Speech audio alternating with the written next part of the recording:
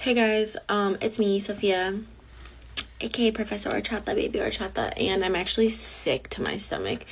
Um, on Valentine's Day, February 14th, this past Friday, the United States Department of Education and Office of Civil Rights sent out a letter called Dear Colleague, and the university I work at just put out a statement kind of referencing it and the approach that they're going to try and take, which is basically confusing and is scary because it's basically just saying we are in dark times confronting significant challenges and that we need to stick together.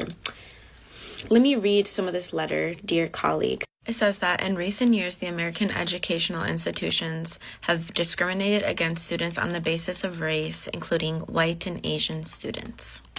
Educational institutions have toxically indoctrinated students with false premises that the United States is built upon systemic and structural racism. So they're saying that that doesn't exist and that it's wrong that we've been saying that. Proponents of these discriminatory practices have attempted to further justify them, particularly during the last 4 years, under the banner of diversity, equity, and inclusion. And she's Latina, right? Because the email that you guys sent to me when you sent me this video basically described the Latina. So I just want to preface by saying that. And I'm also always going to link back to the content creator that created this. So that link will be down in the description. Make sure y'all tap into the Patreon. Link is in the description as well as pinned to the top of the chat. And Teach Henley, 40% off your first order plus 20% off for life. Let's get back to the video. Smuggling racial stereotypes and explicit race consciousness into everyday training, programming, and discipline.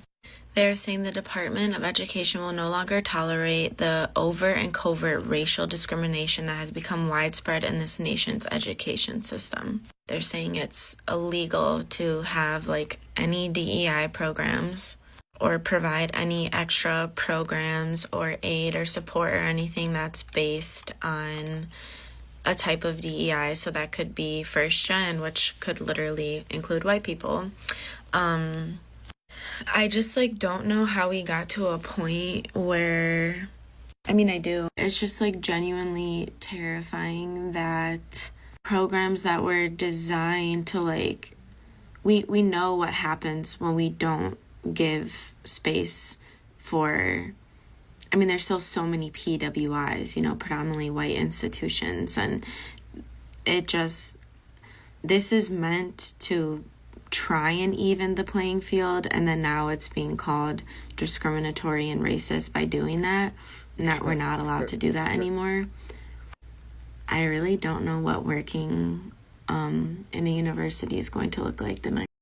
Doesn't matter what you think is working. The only thing that matters is that the adults is back in office and it's reverse discrimination, right? The idea that somebody can't get into an institution or a university because we have to make room for somebody else that may not have made it into the university based off of merit alone, but they can get in based off of the fact that they are a woman or they identify as gay or they're a person of color because they hijacked the civil rights movement. They hijacked everything that was created for black people, which I don't think that black people needed anymore. Too much. They've tethered themselves to the government that then allowed for them to basically run in the victim Olympics and not really become successful because we haven't made any strides. What we've basically done is give handouts enough to tie people to the government that then does not allow for them to become the best version of themselves or create strong families. And so now it's become people of color. So people like her that look like her that identify as Latina or women, white women, or all of these people now come into these institutions and these universities and they do it based off of diversity, equity, and inclusion. And instead of it being merit based, because what people have to realize is that we are not competing against each other here in the United States of America. We're competing against the world. Let me say that for the people in the back. We're not competing against each other. We're competing against the world. And it's no longer a silo where you think it makes sense for you to get into a university in which you don't meet the expectations of said university. And often at times it's the most prestigious of universities. And you believe that it's necessary in order for you to go there in order to be successful. At the same time, we understand the statistics, we understand the dropout rates, we understand the fact that you're less likely to complete this when you don't have the merit to get there in the first place because you never qualified to be there. And so it is reverse discrimination. And I don't care what color you are, right? It is reverse discrimination when you're considered last just based off of something that you're not, that you can't control. You're born white, you're born Asian. We automatically have stereotypes, and stereotypes can be relatively true. We stereotyped Asian kids to be better than us when it comes to math, science, statistics, all of the fundamentals that it takes in order to be successful. And then also on top of that, what they're not saying to you and what they're not including is the fact that these universities have largely become indoctrination camps. And so, they're separated based off a group, based off of race, based off of gender, based off of all of these things. And you can basically go and take a course or you can sign up for these groups based off of separating yourself and then dividing yourself against a bunch of people. And then they become these liberal indoctrination camps to where these kids are not going in there to get educated and they're not going in there to compete, but they're going in there to have a good time and then also become raging liberals. And so no longer are we changing our cultural norms based off of these liberal policies that's being taught to you by these universities. We want our children to go in and be educated to be able to compete in the workplace and the marketplace. We have to compete on a national level. Our education system is completely broken. The college, university workspaces are all diversity, equity, and inclusion. If you go to any of these counselors, you go to any of these universities, you go to any of these spaces, that's basically what it is. And so it's become more divisive instead of more inclusive, ironically, implementing these policies. And now what the Trump administration is basically handing down, which is filtering over into all of the rest of these places, is that you have to basically be good. That's it.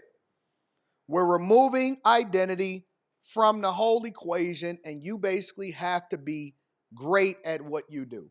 Otherwise, you will not survive in that space, and you need to go and find another space that will allow for you to be able to compete more effectively against that student body.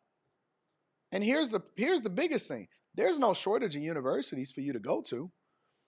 As a matter of fact, there's universities that shut down every single day because of enrollment issues, because everybody is trying to get into the top universities. So make your university great, that's in your state, that's in your space.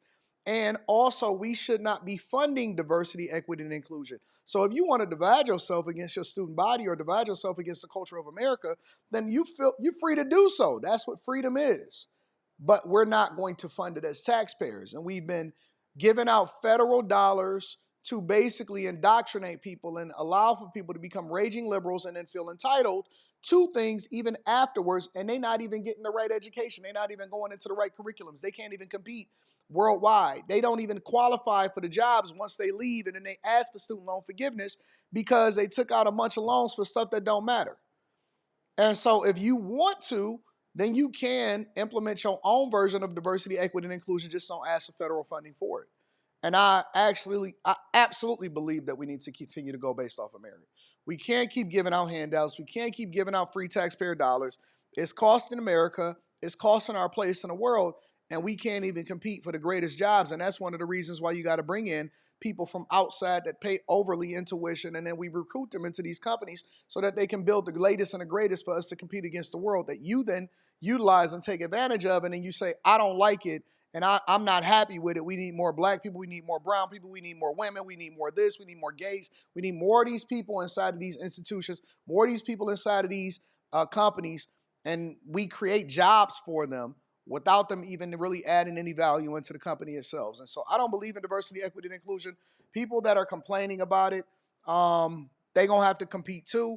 This is now going to be true capitalism in its purest form, and there will be no handouts, and I'm all for it.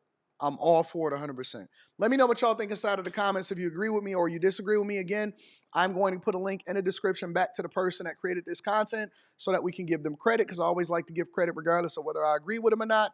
Also, make sure y'all tap into the Patreon. Link is in the description as well as pinned to the top of the chat. I love you. I appreciate you. I cannot wait to see what y'all comments are about diversity, equity, and inclusion. All DEI programs is going away. And I suspect that within the next 4 to 5 years, we won't even hear anything about it. It'll be completely washed away. And that'll be a good thing, in my opinion.